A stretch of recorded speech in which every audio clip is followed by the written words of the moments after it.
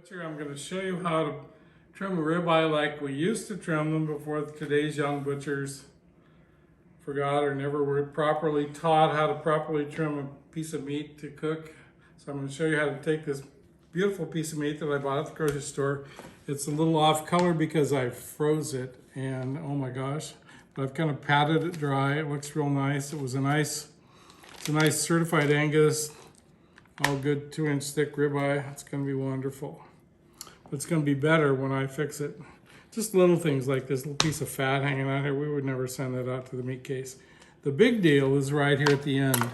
It's this. This is where the bones are removed around. They're called feather bones around the top of the rib. This is where they're removed, and skillful butchers can take just the white bone and leave this behind. But you don't want to eat it because it's gnarly. It's kind of chewy at least. So you want to get your knife under it and get rid of it. And if you do that, if you just kind of stick your knife underneath there, it goes away pretty easily. So you can see we've done that there. Kind of look around the edges. I don't see anything there. The other thing I want to do is I really like to cook things that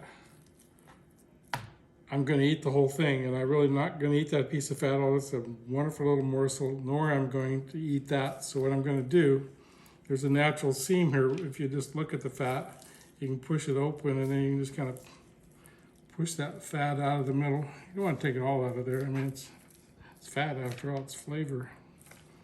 And then the same thing here at the end. We're going to cut down through there. We're just going to wedge that piece of fat out. See how it looks on the other side. Looks like we can take some more off right there. And if we do the old follow the seam thing here, we can take a nice piece of fat out there too as well. So there we go. Now I have a nice, there's a little bit fat there that I probably won't eat. I would, but I shouldn't, so I'm not going to leave it in there. So we've taken quite a bit off this. If you look at this little pile of goo here, to make this a real premium cut of meat. And now I'm going to take it because we've torn it all apart, and it's going to wrap a string around it. Hold it together. And I do have a YouTube video where you can go learn how to tie this knot. It's pretty easy, and it's worth learning because it's useful for a lot of things. So there you go. We have a nice,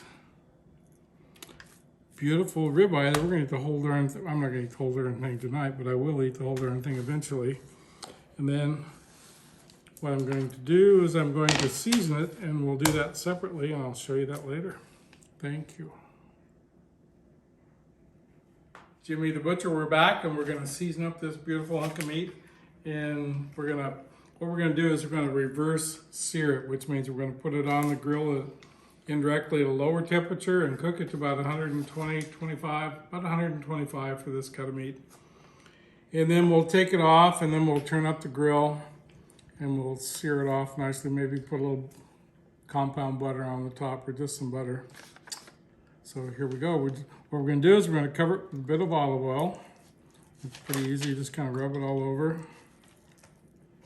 And you just know this is just going to be wonderful. And you can be generous when you season meat for the grill because so much of it is lost. And we'll season it all the way around. We want meat on it.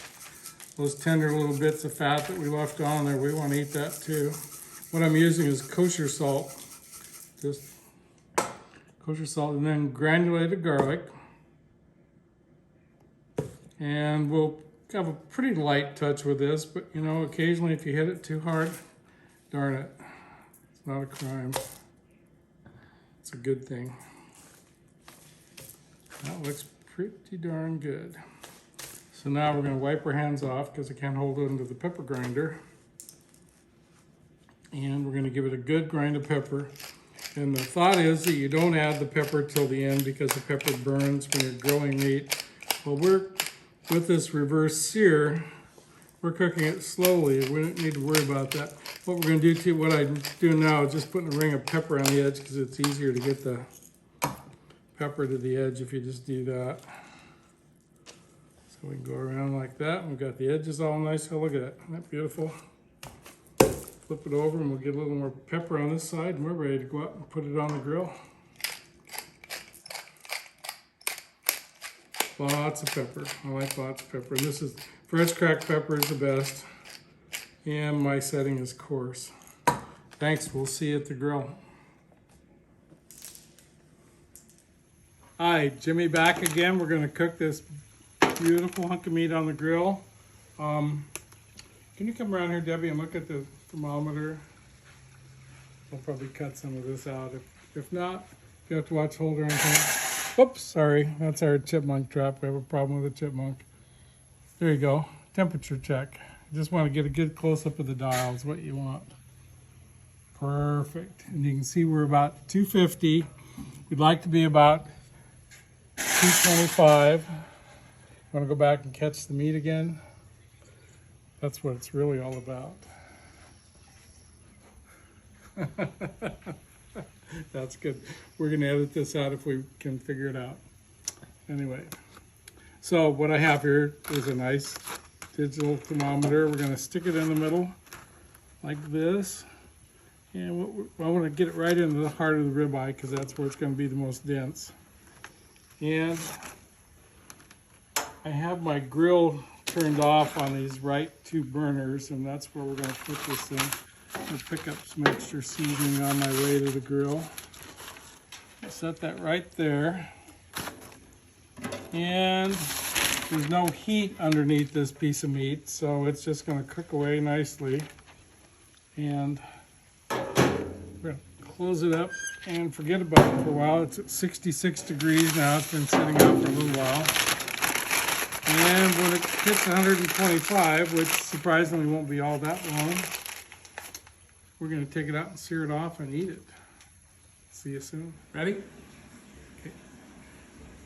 Jimmy the Butcher, we're back again. We have our nice ribeye. We had the string we had around the outside. We cut that off with a nice pair of scissors. We took it off the warm side of the grill at 125, actually it was 126. And then we put a compound butter of salt and butter and basil on top and kind of let that rest. And you kind of see it's kind of around the edges here. It looks really nice. So this is where we want to find out how we did. What we're looking for is a nice pink from edge to edge. Let's see if we got it. Can you get in there, dear? Oh, look at that. Oh my gosh. Isn't that wonderful? What really is nice is if you can take these pieces and kind of run them through this beautiful sauce. Set them aside. Go ahead and slice the whole thing. Because it's all edible, we don't really need, we've got a nice little fat pocket in there. Someone will get a treat. Hopefully it's me. And we'll cut some more of this, and this is where we're at. Isn't that gorgeous? Look at that. My golly. I think most people would eat that. Best of luck. Give it a try. Take care. Bye.